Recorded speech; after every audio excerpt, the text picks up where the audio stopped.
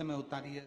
शिव महापुराण की कथा जिसके घर में चल रही है, जिसके टीवियों पर चल रही है, जिसके फेसबुक यूट्यूब पर चल रही है, जिसके मोबाइलों में चल रही है, घर में भले 5 मिनट शिव महापुराण की कथा चले, पर प्रतिदिन अपने मोबाइल को चालू कर 5 मिनट शिव पुराण चालू कर छोड़ दिया। घर में टीवियों पर अगर कथा आए तो भले सुनो चाहे नहीं सुनो, 5-10 मिनट उस टीवी को चालू कर छोड़ा करो, जिससे वो शिव महापुराण के शब्द हमारे घर के वातावरण को शुद्ध करें। पार्वती उल्टी यूं चली कि भगवान शंकर कह रहे हैं कि उसको मत उठा कर लाना, और पार्वती जी गई और माता पार्वती ने भगवान विष्णु का जो बच्चे के रूप में थे उनको गोदी में उठा लिया, घर लेकर आ गई, घर में लाई, भोलेनाथ जी से कहा कितना सुंदर बालक है। शंकर भगवान तो आंख ही नहीं खोले, काय को देखूं। भगवान बोले वापिस छोड़िए, अभी भी कह रहा हूं, नहीं मैं तो नहीं छोड़ू, उसकी मां आएगी जब दूंगी। भगवान विष्णु गोदी। अब शंकर पार्वती का नियम था, रोज शाम के समय घूमने जाते थे। 33 कौटी देवताओं में केवल एक देव अधिदेव महादेव एक ऐसे हैं जो प्रतिदिन अपनी पत्नी के साथ घूमने के लिए जाते हैं, प्रतिदिन। अच्छा, इनको देख के लक्ष्मी बहुत कुड़ती थी अंदर से।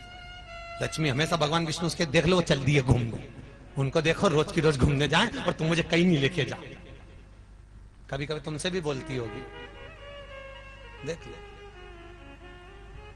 तो एक बार भगवान विष्णु ने लक्ष्मी जी से कहा चल तुझे मैं भी तेरे घुमाने ले चलूं, चल अब भी चल।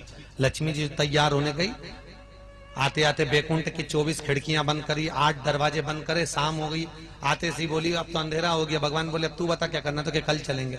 तो लक्ष्मी जी ने भगवान शंकर विष्णु से पूछा ये बताओ, शंकर भगवान पार्वती जी से यूं कहते कि चल, और पार्वती उठ के चल दी थी, ना ताला लगाती, ना चाबी लगाती, ना कुछ देखती, ना भालती, ना खिड़की बंद करे, ना दरवाजा बंद करे, और उठ के चल दे। तो भगवान विष्णु बोले ताला चाबी वहां लगाई जाए जिसकी यहाँ हो, के यहाँ तो कहीं भी तो नहीं है, तो कहीं लगा। तो क्या शंकर जी क्या कुछ नहीं है।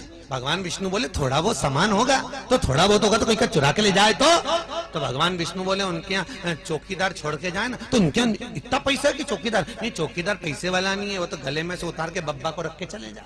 किसी के बाप में दमो तो घुस के बता, कौन जाए उनके घर में। घुसे तो घुसे कौन,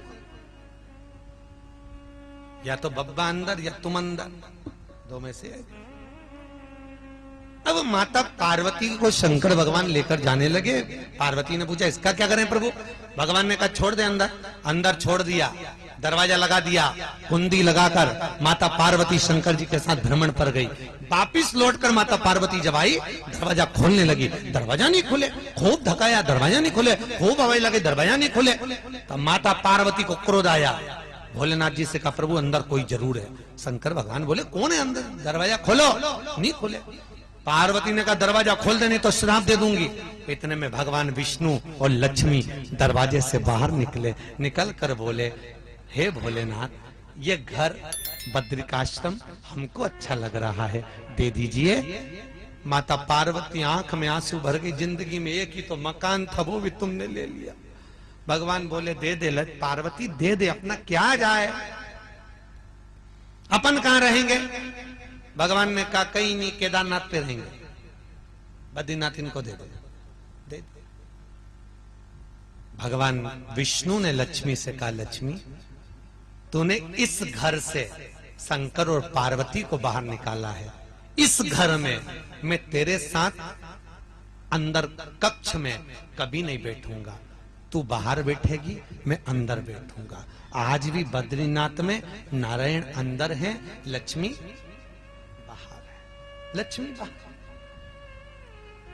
शिवजी जाने लगे। भगवान विष्णु ने कहा भोलेनाथ मेरे बद्रिकाश्रम के मंदिर में जो आएगा चने की दाल लेकर आएगा, जो चने की दाल लेकर आएगा और मेरे मंदिर में आकर ओम नमः शिवाय बोलकर अपनी मनोकामना कर कर मुझ नारायण को चढ़ाएगा, उसकी मनोकामना 3 महीने में मैं पूरी कर दूंगा। मात्र 3 महीने। आज भी नियम